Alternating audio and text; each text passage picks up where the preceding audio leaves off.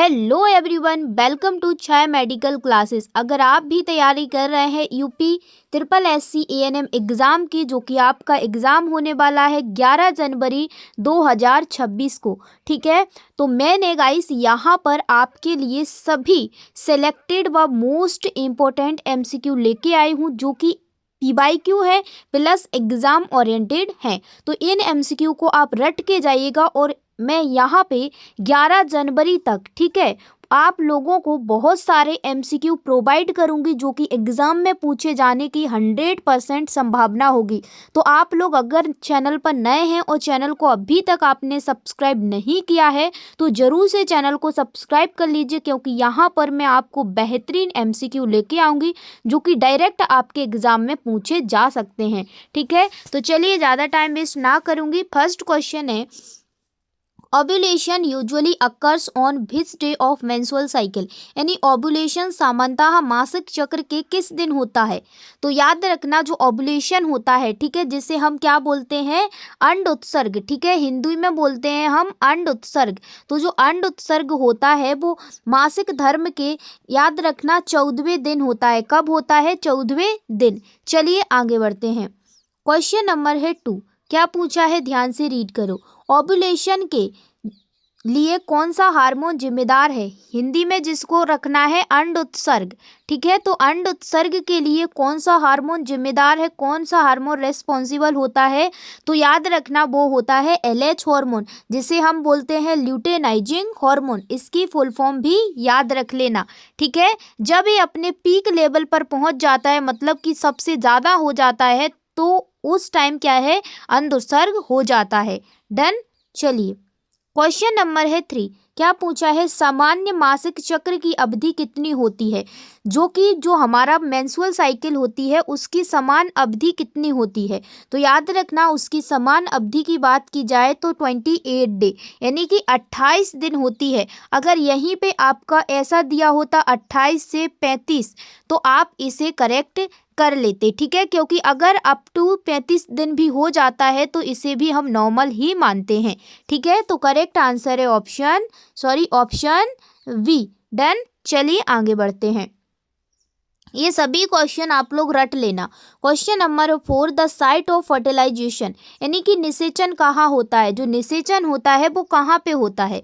तो याद रखना, निषेचन होता है फैलोपियन ट्यूब के अंदर एक पार्ट होता है जिसे हम बोलते हैं एम्प्यूला, वहाँ पे क्या होता है, निषेचन होता है फैलोपियन ट्यूब के अंदर, एम्प्यूला पार्ट में। तो यहाँ पे एम्प्यूला नहीं दिया है, फैलोपियन ट्यूब दिया है, तो हम करेक्ट आंसर ऑप्शन सी लगाएंगे। डन। चलिए क्वेश्चन नंबर है 5, क्या पूछा है, व्हाट डज मेनार्के मीन, यानी कि मेनार्के का अर्थ क्या होता है, जो मेनार्के होता है उसका अर्थ क्या होता है। तो याद रखना दोस्तों, मेनार्के को हम बोलते हैं जब एक लड़की के अंदर पहली बार पीरियड आते हैं, पहली बार मेंसेस आते हैं, उसे ही हम मेनार्के बोलते हैं। तो यहाँ पे करेक्ट आंसर हो जाएगा फर्स्ट मेंस्ट्रुएशन, यानी कि पहली महामारी। डन। चलिए क्वेश्चन नंबर है 6, क्या पूछा है, ध्यान से रीड करो। Menstrual phase normally lasts for, यानी कि मासिक स्त्राव कितने दिनों तक रहता है, ठीक है। तो याद रखना, जो मेंस्ट्रुअल साइकिल के जो दिन है वो कितने दिनों तक रहते हैं, ठीक है। तो यहाँ पे करेक्ट आंसर हो जाएगा, देखिए नॉर्मल 3 से, ठीक है, 7 दिन भी हो सकते हैं अगर हो रहे हैं, बट 7 से ज़्यादा नहीं होना चाहिए, ठीक है। तो यहाँ पे करेक्ट आंसर है ऑप्शन वी हो जाएगा 3 to 5 डेज, ठीक है। डन। अगर 7 भी हो जाता है तो इसे हम नॉर्मल ही कंसीडर करते हैं, बट ये रेगुलर 7 ही आना चाहिए, ठीक है। तो करेक्ट आंसर यहाँ पे हो जाएगा ऑप्शन वी, ठीक है।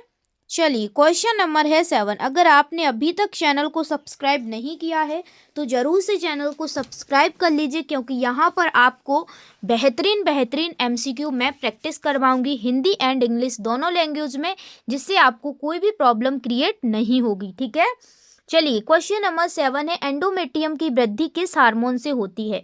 जो एंडोमेट्रियम होता है उनकी वृद्धि है, पोलरिफिकेशन है, वो किस हार्मोन से होता है, प्रोजेस्टेरॉन से, एलएस से, एस्ट्रोजन से या एफएसएच से। तो याद रखना, उसकी वृद्धि होती है एस्ट्रोजन से, ठीक है। चलिए क्वेश्चन नंबर है 8। क्या पूछा है, ध्यान से रीड करो। पूछा गया है मासिक चक्र का स्त्रावी चरण किस हार्मोन के कारण होता है। जो मासिक चक्र होता है उसका स्त्रावी चरण किस हार्मोन से होता है। तो याद रखना वो होता है प्रोजेस्टेरोन हार्मोन से। ठीक है, किससे होता है, प्रोजेस्टेरोन हार्मोन से। तो करेक्ट आंसर है ऑप्शन डी। चलिए आगे बढ़ते हैं। किसी भी क्वेश्चन में कोई डाउट है तो आप कमेंट सेक्शन में पूछ सकते हैं बेझिझक। ठीक है, क्वेश्चन नंबर है 9। मासिक धर्म के दौरान औसत रक्तस्राव कितना होता है।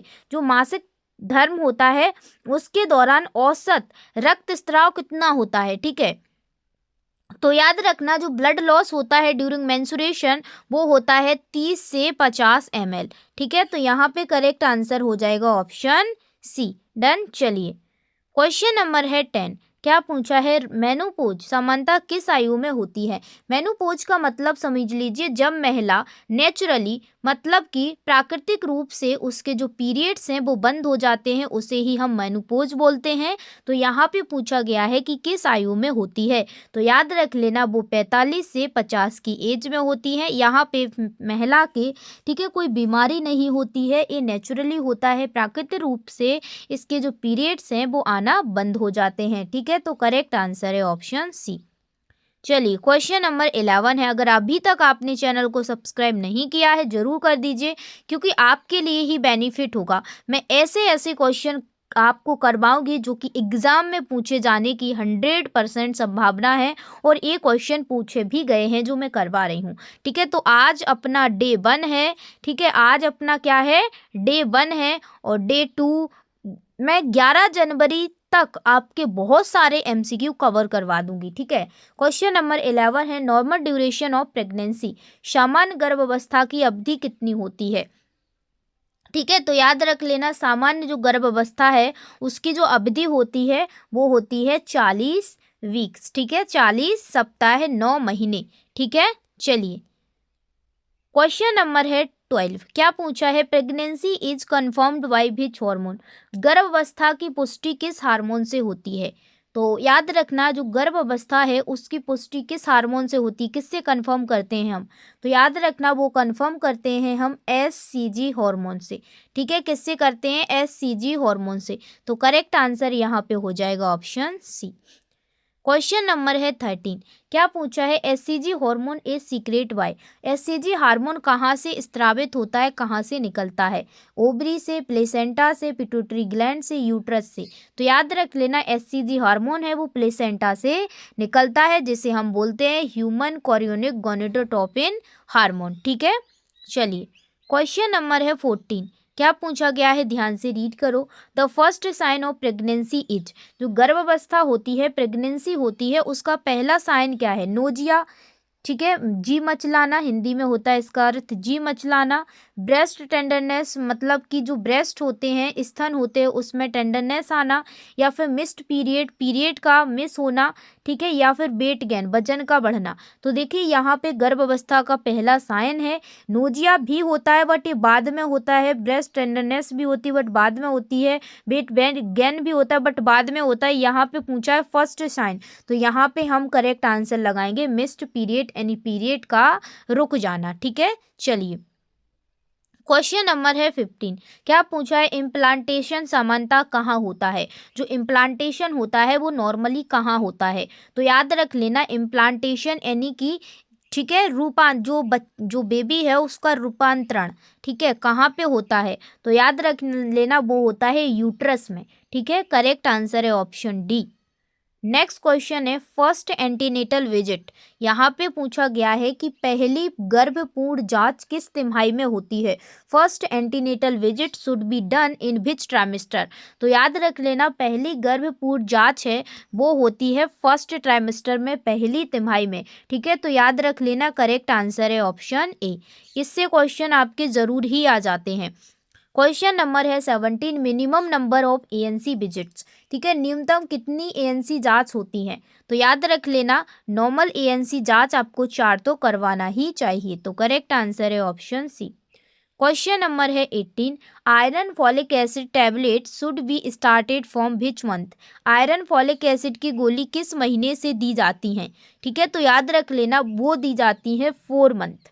कितनी 4 मंथ, 4 मंथ से। ठीक है, किसी भी क्वेश्चन में कोई डाउट होता है आप बेझिझक पूछ सकते हैं, मैं हमेशा आपके साथ खड़ी हूँ, बस आप अपना प्यार और सपोर्ट बनाए रखिएगा। फ्री ऑफ कॉस्ट क्लास चलेगी, कोई चार्ज नहीं है, कोई कुछ नहीं है, और बेहतरीन आपको एमसीक्यू प्रोवाइड करूंगी। क्वेश्चन नंबर 19 है, TT injection during pregnancy is given for prevention of, यानी कि गर्भावस्था में टीटी इंजेक्शन किससे बचाव के लिए दिया जाता है? तो याद रखना वो दिया जाता है टेटेनस। ठीक है, तो करेक्ट आंसर यहाँ पे हो जाएगा ऑप्शन बी। चलिए, क्वेश्चन नंबर है 20, क्या पूछा है? Normal weight gain during pregnancy, गर्भावस्था में समान वजन वृद्धि कितनी होती है? तो याद रखना गर्भावस्था में समान वजन वृद्धि होती है। ठीक है, वो होती है वजन की वृद्धि 10 से 12 केजी तो हो ही जाती है। ठीक है, तो करेक्ट आंसर यहाँ पे है ऑप्शन डी। चलिए, क्वेश्चन नंबर है 21, क्या पूछा है? Extra calorie recommended during pregnancy is, गर्भावस्था में अतिरिक्त कैलोरी की आवश्यकता कितनी होती है? तो याद रखना गर्भावस्था में अतिरिक्त कैलोरी की जो आवश्यकता होती है वो होती है एक्स्ट्रा 300। ठीक है, 300 कैलोरी पर डे। तो यहाँ पे करेक्ट आंसर है ऑप्शन सी। क्वेश्चन नंबर है 22, क्या पूछा है? Iron requirement during pregnancy is approximately, यानी गर्भावस्था में आयरन की दैनिक आवश्यकता कितनी होती है डेली? तो याद रखना वो होती है 27 mg। ठीक है, कितनी होती है? 27 mg। करेक्ट आंसर है option C B. Question number है 23, deficiency of folic acid causes, folic acid की कमी से क्या होता है? ठीक है, जो फॉलिक एसिड होता है उसकी कमी से क्या होता है? तो याद रख लेना उसकी कमी से होता है बच्चों में न्यूरल ट्यूब डिफेक्ट। ठीक है, न्यूरल ट्यूब डिफेक्ट, NTD, जिससे शॉर्ट में बोलते हैं NTD, neural tube defect. Done. चलिए, क्वेश्चन नंबर है 24, best source of protein for pregnant women is, गर्भवती महिला के लिए प्रोटीन का सर्वोत्तम स्रोत कौन सा है? ठीक है, जो गर्भवती महिला है उसे प्रोटीन चाहिए तो कौन सा बेस्ट सोर्स है? तो याद रख लेना उनके लिए दूध और पल्सेस। ठीक है, ये बेस्ट सोर्स है। तो करेक्ट आंसर है ऑप्शन बी। क्वेश्चन नंबर है 25, क्या पूछा है? Which vitamin prevents night blindness, रात को कम दिखाई देने यानी नाइट ब्लाइंडनेस से बचाव के लिए कौन सा विटामिन करता है? बचाव कौन सा विटामिन करता है? तो याद रख लेना विटामिन ए करता है। और विटामिन बात की जाए ये जल में घुलनशील है या वसा में घुलनशील है? तो याद रखना वसा में घुलनशील है, यानी कि फैट सॉल्युबल विटामिन है। ठीक है, चलिए, क्वेश्चन नंबर है 26, क्या पूछा है? परिवार नियोजन के तरीकों का मुख्य उद्देश्य क्या है? तो याद रख लेना family planning methods are mainly used for, तो याद रखना परिवार नियोजन के तरीकों का जो मुख्य उद्देश्य होता है वो होता है प्रिवेंट प्रेगनेंसी। ठीक है, प्रेगनेंसी को प्रिवेंट करना कि आपको एक बच्चे में इतना अंतर रखना चाहिए, और आपको प्रेगनेंसी प्रिवेंट करना है तो कंडोम वगैरह ये सभी चीज़ों का यूज करना चाहिए। ठीक है, तो ये से हम समझाते हैं गांव गांव जाके। क्वेश्चन नंबर है 27, which is a temporary method of family planning, परिवार नियोजन की अस्थायी विधि क्या है? अस्थायी रूप से अगर आपको प्रेगनेंसी रोकना है तो ठीक है, गर्भावस्था रोकना है तो कौन सी है? तो यहाँ पे वेसेक्टोमी तो नहीं है, वेसेक्टोमी में तो जो वास होता है, वास डिफरेंस होता है उसको काट के सिल देते हैं, ये तो सर्जरी के थ्रू, तो ये तो परमानेंट मेथड होता है किसके अंदर? मेल के अंदर। ठीक है, ये चीज़ याद रख लेना। और ट्यूबोक्टोमी, फीमेल के अंदर फैलोपियन ट्यूब को काट कर बांध दिया जाता है, तो ये परमानेंट मेथड फीमेल के अंदर होता है। ये क्वेश्चन भी याद रख लेना। कंडोम, यस कंडोम, कंडोम क्या है? ये अस्थाई मेथड होता है, जिसे भी आप लोग पति पत्नी आपस में संबंध बनाते हैं तो इसको यूज़ करते हैं, जिससे आपकी प्रेगनेंसी रोकी जा सकती है। ठीक है, ठीक है, तो यहाँ पे करेक्ट आंसर हो जाएगा हमारा ऑप्शन सी। डन। चलिए, आगे बढ़ते हैं। क्वेश्चन नंबर है 28, क्या पूछा है? Copper T is an example of, copper T किसका उदाहरण है? तो याद रखना जो कॉपर टी है ये भी एक कॉन्ट्रासेप्टिक मेथड होता है। ठीक है, तो ये कॉपर टी जो एग्जाम्पल है वो है इंट्रा यूटेराइन डिवाइसेस का। ठीक है, तो यहाँ पे करेक्ट आंसर है ऑप्शन, ठीक है, सी। इसे हम शॉर्ट में IUD भी बोलते हैं। ठीक है, ध्यान रख लेना। क्वेश्चन नंबर है 29, क्या पूछा है कि oral contraceptive pills mainly contain, मौखिक गर्भ निरोधक गोलियों में मुख्यतः क्या होता है? तो याद रख लेना, जो ओरल गर्भ निरोधक गोलियां होती हैं उनमें मुख्यतः होता है एस्ट्रोजन एंड प्रोजेस्टेरोन। ठीक है, तो करेक्ट आंसर है यहाँ पे option C. Last question in this class. तो क्या पूछा है, महिलाओं के लिए स्थायी परिवार नियोजन विधि कौन सी है? Permanent family planning method of female. मैंने ऊपर बताया था, टी मतलब ट्यूबोक्टोमी महिलाओं में है, ठीक है, और बी मतलब बास डिफरेंस को काट देते हैं, तो एक किस में होती है, पुरुष में। तो यहाँ पे ट्यूबेक्टोमी फीमेल में, और पुरुष की बात की जाए तो ठीक है बेसेक्टोमी। तो गाइस फीमेल और मेल।